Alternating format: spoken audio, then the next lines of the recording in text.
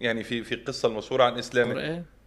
في قصتين، قصة انه اختبأ للنبي صلى الله عليه وسلم وهو يصلي في ستار الكعبة كده، واختبأ كده وسمع النبي وهو بيصلي فأسلم. والقصة الثانية اللي هي المشهورة انه لما سمعهم بيقرأوا في سورة طه من على الباب، لما كان رايح يضرب اخته ولا يقتلها هي وجوزها سيدنا سعيد بن زيد عشان اسلموا، كان راح يقتلهم، فسمعهم بيقرأوا في سورة طه، دخل قال لهم، يعني طبعا دخلوا سيدنا عمر بقى يعني وزق وضربوا وبتاع، قال لهم لا انا عايز كنتوا بتقروه ده يسلم بآيات. لما عتبة بن أبي ربيعة راح للنبي عليه الصلاة والسلام وهو رايح عشان يفنط كلام النبي ويقول لهم لا ده القرآن ده شعر، فالنبي صلى الله عليه وسلم يقرأ عليه في سورة فصلت ولغاية ما يوصل فإن أعرضوا فقل أنذرتكم صاعقة مثل صاعقة عاد وثمود، فيحط إيده على بوق النبي عليه الصلاة والسلام يقول له نشدتك الرحم بس اسكت، مش قادر خلاص اسكت، كافر. هو عشان وقع الكلام عليه ككافر، ما بكلمكش في قلب نظيف، ده قلب قذر، قلب مليان كفر، ما قدرش يستحمل.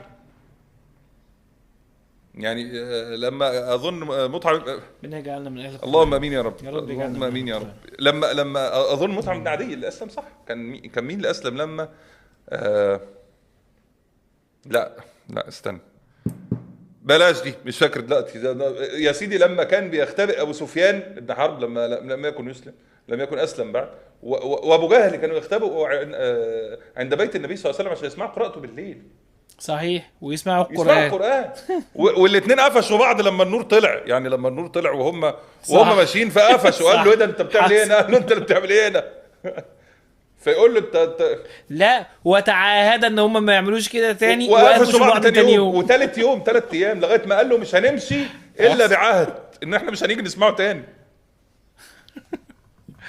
لما واحد يسال ابو جهل يقول له انت الكلام اللي سمعته من النبي ده، يقول لك انه النبي قال له اه طبعا، بس احنا وبني هاشم ماشيين مع بعض، يطعموا نطعم، يسقوا نسقي، يعني زينا زيهم، لكن قالوا منا نبي فأنا لنا بذلك، نبي. هنجيب نبي من عندنا ازاي بقى؟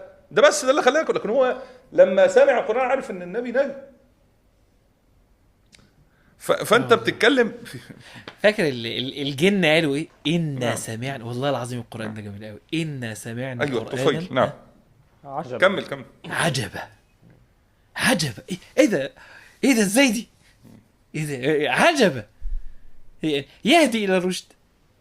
أيوة، سمعوا قد ايه؟ سمعوا سمعوا قد ايه من القرآن؟ عجبا. سمعوا قد ايه من القرآن الجن؟ اه ولا حاجة. انا دلوقتي ايه لقيتها صحيح؟ ايه الطفيل بن عمرو لما قالوا له هتخش على محمد بيقول كلام زي السحر، حط في ودنك قطن عشان الكرسف عشان ما تسمعش، فحط في ودنه القطن ودخل وبتقال لك يعني انت راجل شاعر وراجل ما حصلتش وبتاع، بقى تسمع، سمع اسلم. صح صح صح. يعني صح. ده اثر القرآن في قلوب ما كانتش نضيف، مش مسلمين يا ناس، مش مسلمين، فما بالك اثره في قلب مسلم موحد بالله بس هو بعيد، ان سمع هيحصل ايه؟ سبحان الله. لو أنزلنا هذا القرآن على جبل لرأيته خاشعا متصدعا من خشية الله.